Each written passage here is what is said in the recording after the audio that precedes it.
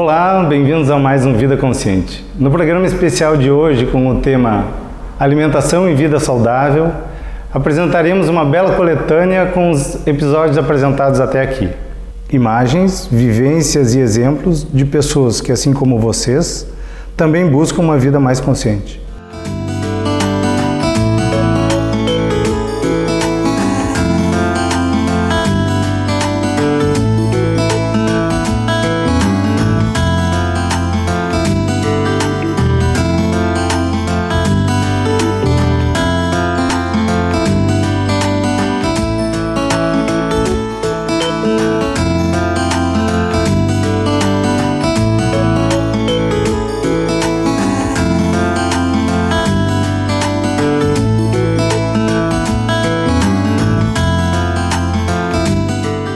Zé, então bem-vindo ao Vida Consciente.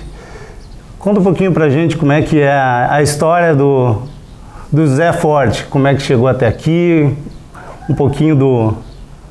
a gente já teve a nossa conversa esses dias aí sobre toda a história do Zé, que é uma vida longa. Conta um pouquinho pra gente. Muito legal. Boa tarde, Marcelo. Boa tarde. É um prazer recebê-lo aqui no espaço. A minha caminhada no ramo da gastronomia, ela tem aí mais ou menos uns 15 anos, né? Então, assim, iniciamos na parte de hotelaria. Foram 7 anos na parte de hotelaria, trabalhando em alguns países, em outros estados do Brasil. Grande aprendizado, grandes lições, grandes conhecimentos que foram adquiridos durante esse tempo. E aí, claro, fui trabalhando, fui pegando o gosto pela profissão, fui me interessando, e aí a gastronomia ela foi fazendo parte do dia a dia, né? Com o passar do tempo, me interessei mais pela parte gastronômica, porque essas experiências que eu tive na parte hoteleira foram sempre experiências ligadas assim. Então, eu estava trabalhando em uma pousada, mas dentro da pousada havia um restaurante gastronômico. E então, a gente fazia parte da equipe que fazia o atendimento desse restaurante. E a gastronomia foi despertando interesse, como, né, saber os detalhes, as preparações dos pratos, as receitas, saber como dizer ao cliente o que ele estava solicitando. Então, fui me interessando e fui buscando qualificações nessa parte.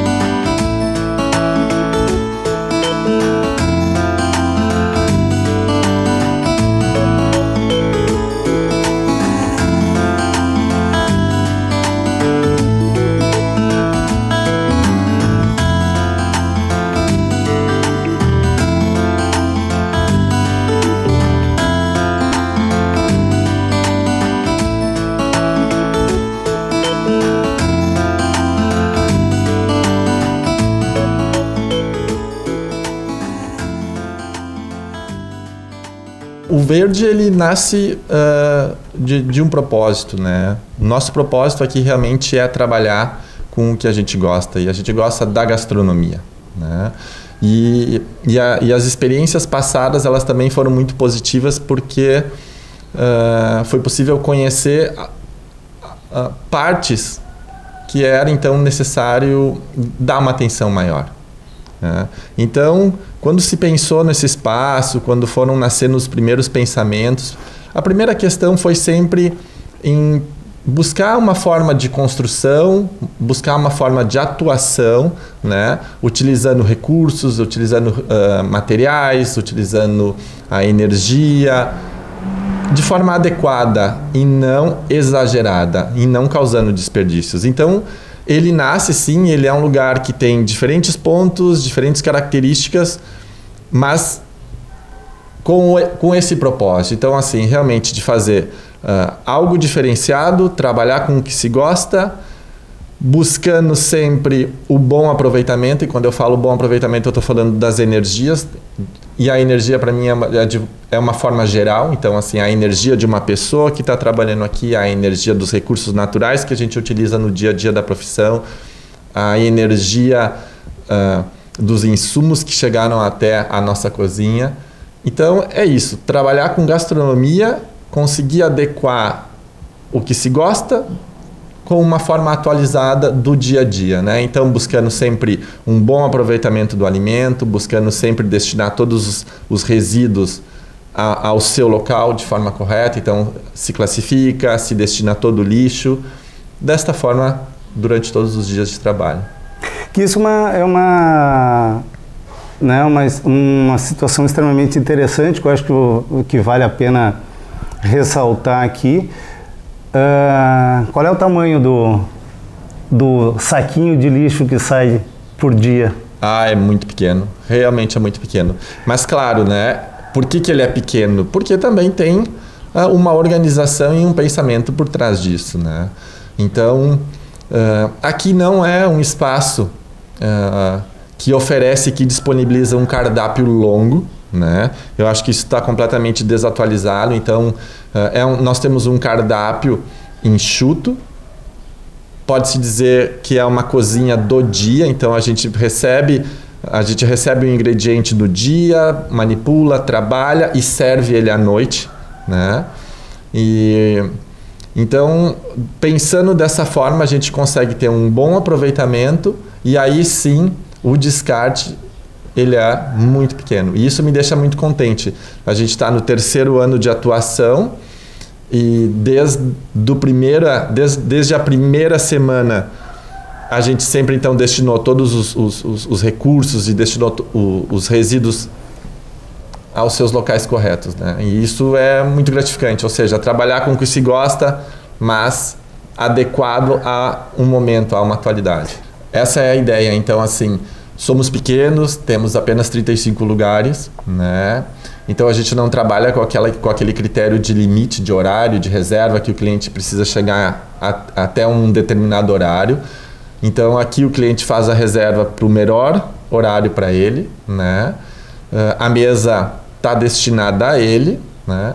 Como tu disse, não é vergonha, né? Não acho errado com que os ingredientes terminem durante uma noite de trabalho, porque eu mesmo vou em busca dos ingredientes, eu mesmo vou aos fornecedores e compro todos esses ingredientes. E a ideia é servir uma alimentação fresca. Então, eu faço a minha lista de compras e saio e vou até o mercado público, por exemplo, né? E aí nessa lista tem camarão, tem peixe, tem polvo, tem lula, mas nem sempre eu encontro tudo que eu coloquei na lista. Então, eu prefiro mudar, ou seja, lá no mercado ajustar o meu plano de cardápio para essa semana, para essa noite, do que então servir um produto congelado ou do que então servir um produto que vai vir de um local muito distante, onde já vai ter a condição de causar outro tipo de impacto também, né? Então a ideia, ou eu sempre digo que a gente, quando vai então ao restaurante e busca uma alimentação, que essa alimentação realmente seja capaz de nutrir, né, de satisfazer a diversos critérios. E aí sim, o resultado, o contentamento, a alegria, né, a satisfação, ela chega, né? Ela vem naturalmente. Ela vem naturalmente, Dentro desta cultura, uma das coisas que eu também gosto e me chamou a atenção é que tu também não abre todo dia, né? Ou seja, aquele peso do compromisso do todo dia, do toda hora. Tem os dias certos e teu público hoje já entende isto. Já entende, parece até uma coisa meio maluca, assim, né? A gente pode até usar esse termo, mas realmente não abre todo dia, né? O Verde ele é um espaço gastronômico, então esse espaço ele está destinado basicamente a 3 tipos de atividades. Então sempre às terças-feiras ocorrem oficinas de gastronomia, né? As oficinas elas são demonstrativas, as pessoas que participam ficam conosco dentro da cozinha e degustam, provam, e as oficinas elas são sempre uma oportunidade para que o cliente, para que as pessoas aqui da região, de outras cidades, possam ter um contato realmente com o que a gente pratica no dia a dia. Então o que eles acabam, a forma como eles participam de uma oficina e conhecem o trabalho é o mesmo que a gente pratica durante as atividades de bistrô.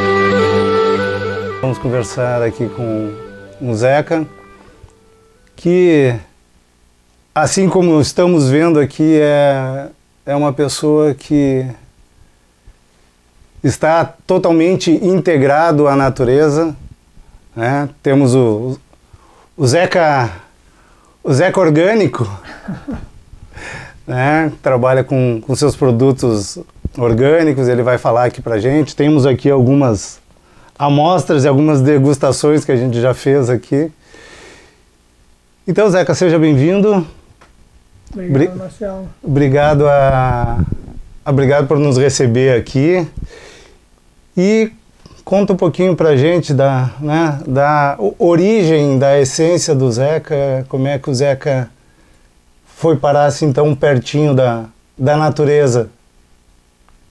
Bom, Marcelo, essa história começa assim lá pelos anos 80, né, que eu comecei a transitar com a coisa da alimentação, né,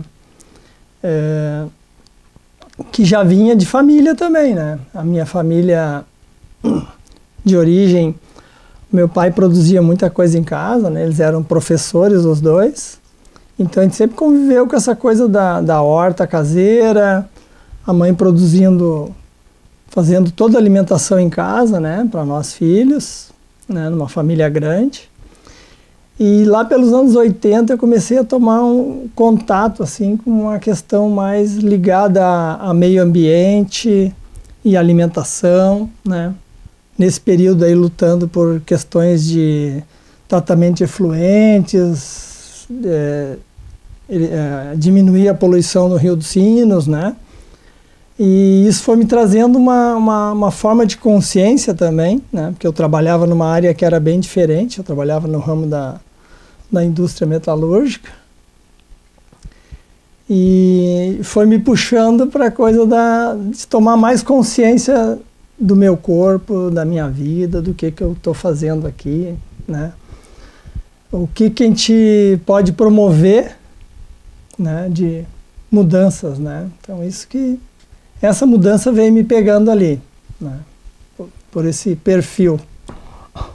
Há quantos anos? Isso está então lá em 86, por ali, mais concretamente. Daí em 88, de 88 para 89, eu resolvi largar o meu trabalho, né, sair da indústria e começar então a trabalhar com alimentação. Eu resolvi então montar um pequeno comércio. Naquela época, comecei em 89, então. Naquele período eu saí de São Leopoldo e fui morar em Igrejinha, onde eu montei a primeira casa natural lá, a Essência da Terra. Trabalhei alguns anos em Igrejinha, depois de Igrejinha eu resolvi mudar, morei um ano ali na entrada de Gramado, em Moreira, trabalhando com ervas, com o pessoal que trabalha com ervas até hoje lá. pessoal do sítio Apiquários. E depois retornei para São Leopoldo, então com essa ideia de retomar a coisa da loja de produtos naturais e biscoitaria, e fui trabalhando com isso, né? Alguns anos. Depois mudei um pouco o ramo, assim, comecei a trabalhar só com biscoitaria integral, acabei vendendo bastante biscoito por aí. E retornei de novo para a loja, e nesse período conheci o pessoal do Vale do Ser, né, através da minha irmã, e nós fizemos uma parceria de começar a fazer alimentação, então, para os retiros, né.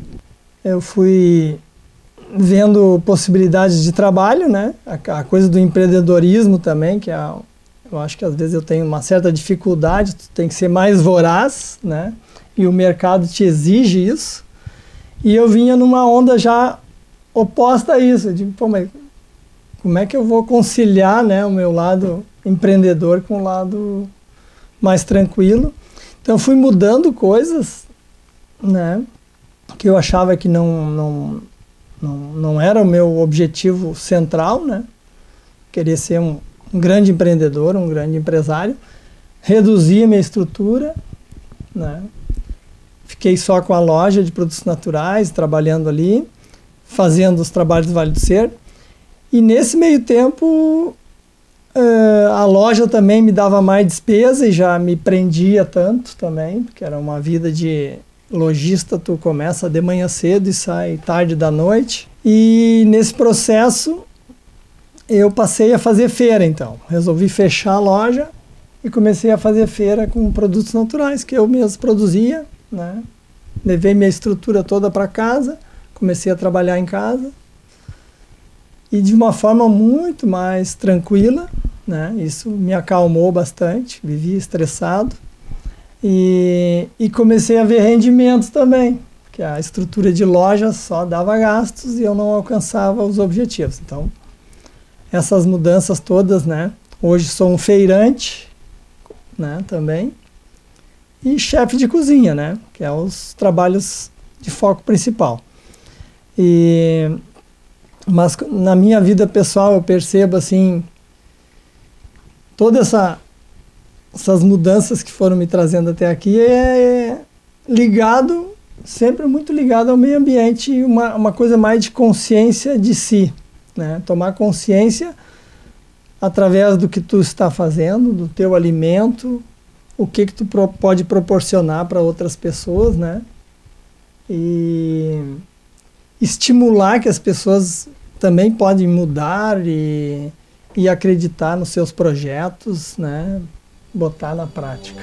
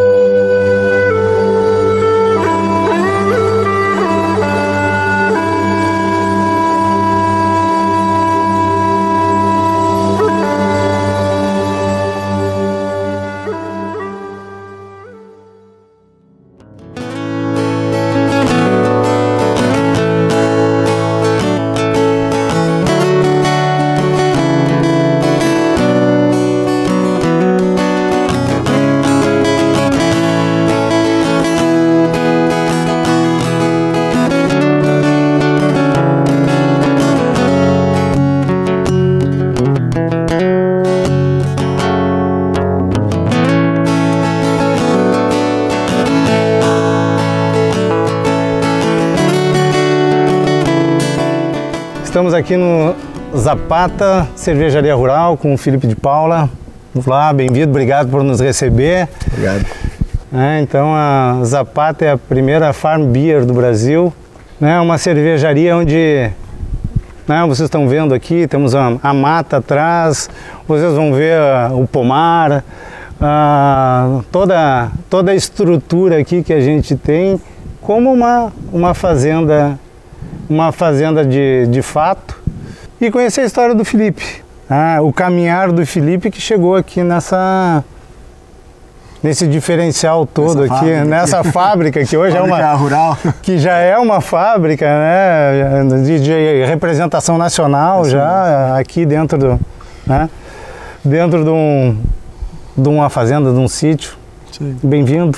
Obrigado, Marcelo, obrigado pelo programa e parabéns pelo programa, obrigado pelo convite. É muito bacana estar conseguindo compartilhar com todo mundo aí um pouco da nossa trajetória, né, do que a gente idealizou.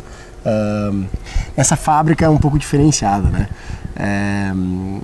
Eu me formei como biologia pela URGS e biotecnologia, sou da campanha de São Borja, então a raiz rural, a raiz do campo vem desde a minha infância, e eu acho que quando a gente começou a idealizar a ideia de construir uma fábrica, a gente queria trazer um pouco desse conceito, desses valores para o ato de construir receitas, para a questão de técnica e assim por diante.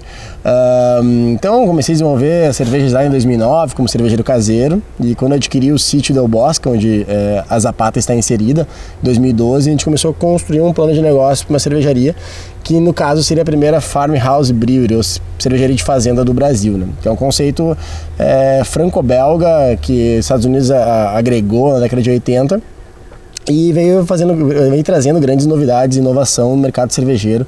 Essas cervejarias que estão mais entregadas com a natureza e buscam na natureza a inspiração das suas cervejas, né? Então a Zapata ela foi fundada mesmo em janeiro de 2015, então durante 2 anos, desde 2012 até final de 2014, ali 15, a gente começou a desenvolver receitas, testar equipamento, testar a questão dos resíduos e assim por diante. Nessa minha trajetória com o Felipe de Paula, né, eu fui testando cervejas, fui me especializando muito na questão de permacultura, agrofloresta, na interação do meio ambiente, como tu falaste, ou na natureza, para a consolidação de receitas e técnicas. E através desse estudo, eu consegui criar essa fábrica que é um pouco diferenciada, que nem a gente estava comentando, né? Eu me despertei a paixão mesmo por cerveja artesanal quando eu fui fazer metade da faculdade na Espanha, em Barcelona. Lá eu tive contato com a cervejaria Dan, é um grupo que faz muitas cervejas lá em Barcelona, e lá eu era microbiologista de formação, como responsável técnico lá, da questão de análise sensorial, análise microbiológica, no laboratório à parte ali. E aí eu descobri cervejas diferenciadas. Dali me despertou, conheci vários rótulos na Europa, e quando eu voltei não tinha esses rótulos no Brasil, eu resolvi, já com o meu know-how de biólogo e biotecnólogo, fazer a própria cerveja. E deu certo. Ficou boa, a galera se divertiu, meus amigos, a gente fazia um evento solidário chamado Rangueira Solidária, onde eu colocava cerveja e comida e o pessoal doava agasalhos. Eram minhas cobaias, era o meu laboratório ali. E daí a paixão foi ficando cada vez maior pelo ato de fazer cerveja. Era muito curioso como acontecem todas as transformações, desde o malte até virar cerveja, pelo processo enzimático de conversão do amido em açúcar, depois a parte de esse mosto adocicado entrar em equilíbrio com o amargor do lúpulo, e aí todo o processo de fermentação, a produção alcoólica que é linda, e os aromas que libera, os sabores que a gente consegue atingir. E bom, entrou na minha vida como um vírus, assim, não saiu mais do meu sangue, e aí a gente começou a desenvolver esse projeto que hoje já tem aí, vamos fazer 4 anos já nessa caminhada de levar esse conceito para o Rio Grande do Sul, para o Brasil.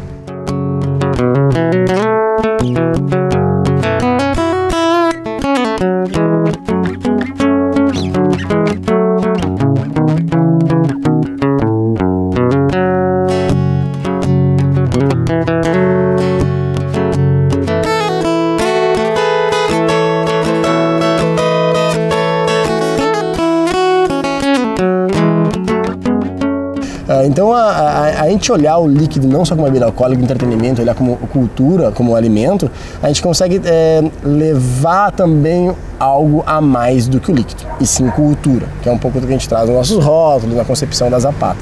Eu acho que existe um elo muito grande entre todos os produtos que a gente consome hoje em dia, entre como é feito e quem consome. Eu acho que as cervejarias artesanais, como uma revolução no mercado, como uma tendência, ela estreita isso.